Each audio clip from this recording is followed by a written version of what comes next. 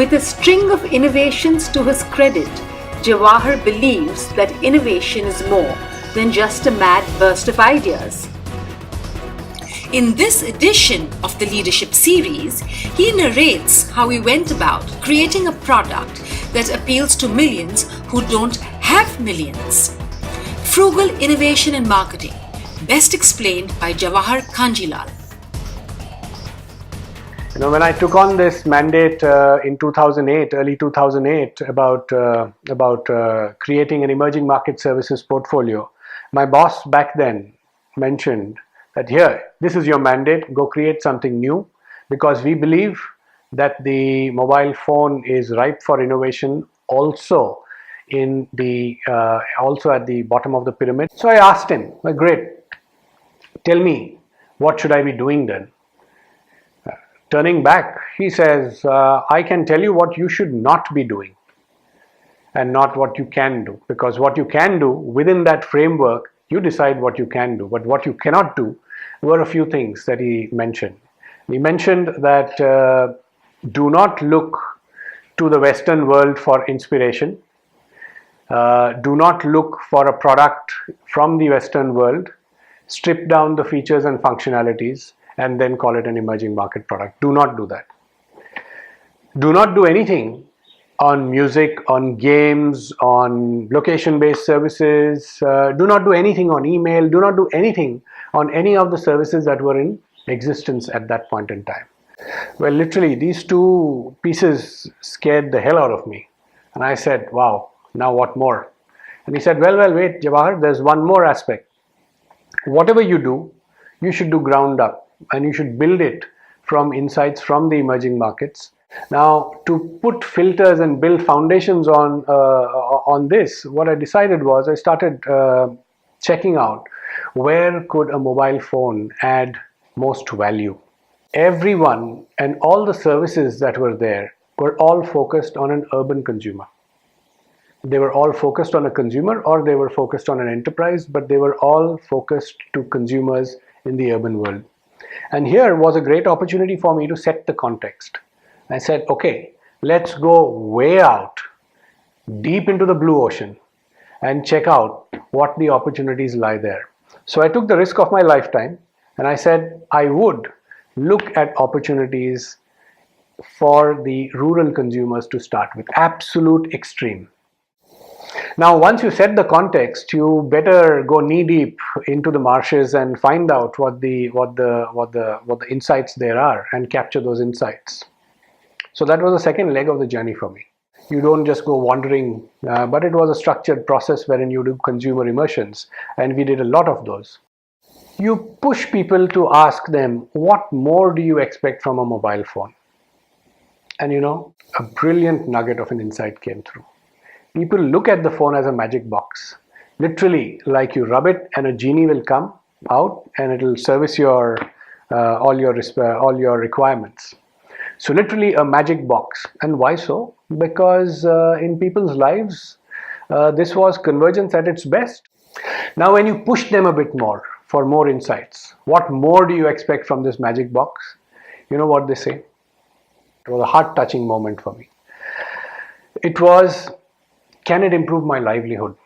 And then you push them a bit more and say, how can it improve your livelihood? Well, there was, I don't know how, but if it could, it would help me. That was the aha moment for us. Then you press them a bit more and you ask them, what more? Then they start looking at their kids down there and say, maybe it can provide a better future for them rather than us. And that was a second insight. That was a second golden nugget that we captured.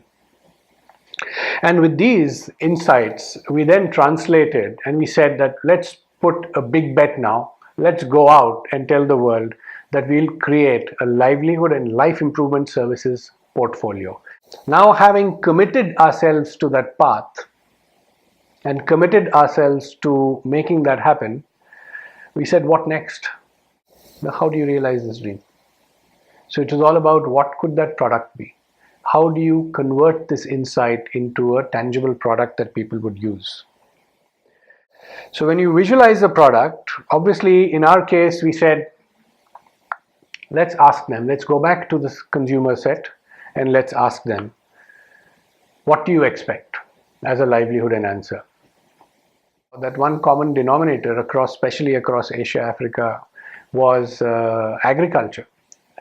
Many of the folks are involved in agriculture for their livelihood, not just as farmers, but in the agri trade, as traders, as agri product distributors, and so on and so forth. So a lot depended on agriculture. And then we said, okay, let's figure out a way in which we could create some agriculture information services.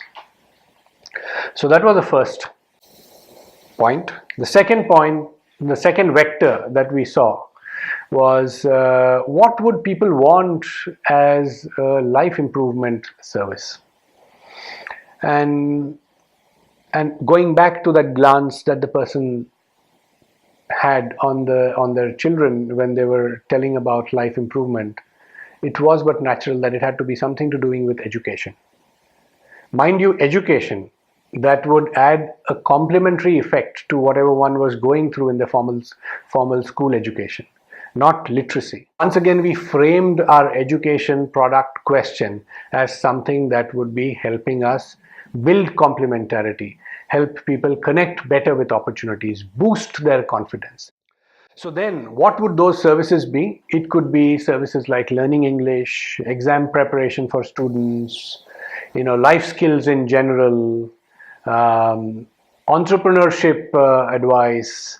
So this could be a nano MBA, for example. The third discipline that we found was health and healthcare.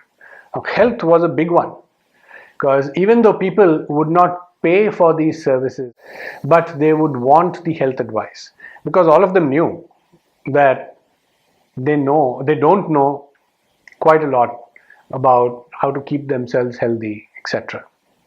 So therefore, first step, we said our portfolio of services should have agriculture services, should have education services, should have healthcare services. Right. So we said, okay, let's create an app. But create an app that would work without a data plan. Wow, this was a tech innovation. Even though it sounds as simple as that, this was a tech innovation.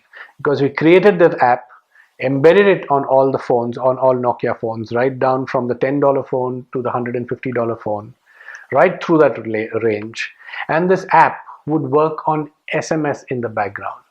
Because wherever you can use your phone, you can speak, you can also send and receive SMS. Creating an ecosystem was a priority. We had the platform, we had cracked how we should deliver the information, how the product should be used by this very uninitiated audience. But the bigger one was, how do you ensure that they get that information? There was no information that could readily channelize to them. So we went about creating a desk for agriculture, another desk for health, another desk for education. And by a desk, what I mean was, this was literally a knowledge desk which collected information, which curated information, which validated it, which profiled that information, and then eventually was uploaded into our servers for dissemination for that right profile of that individual, of that content piece. So in effect, we literally engaged a large community and created a large network, knowledge network, we call it. So how would you actually describe something which helps people in their daily lives? It is a device that you have with you always, and now this suddenly is a tool that enables you to bring closer to opportunities. Literally, it was a life tool for you, for the user. And so we decided to just name that. Let's call it Life Tools. By the end of October in 2013, we had reached 125 million users, quite a large number, 125 million users, just across 4 main countries. And we had touched India, China, Indonesia, and Nigeria. And we had just about started to launch in Kenya. So this is my story. This was about innovation. This is about bringing to life a real, tangibilize a product right from a mandate that started off with go create something new, and then you go figure out, set the context for yourself, define that problem that you would go and help the emerging market consumers. You go to an extreme, you go deep down in the rural areas and deep into the blue ocean and figure out what life could be from there. Start capturing insights, and that was watching out for signals and staying alert to capture the signals that get thrown back by the universe to you. Once you know what you would start doing, you zero in on what the product should look like. And that was a step about visualizing the product, creating that product. Once you did that, it was not just about the product per se, but to create and fulfill that experience, you had to build a whole ecosystem. You had to build content. You had to build an expert network. You had to build a knowledge network, which was not the realm of any one company. And everyone willingly joined because they felt that, yes, this was a mandate that they all had to reach out to that consumer segment. And then finally, when it came down to it, we rightly called it life tools because it impacted so much in your life in a very long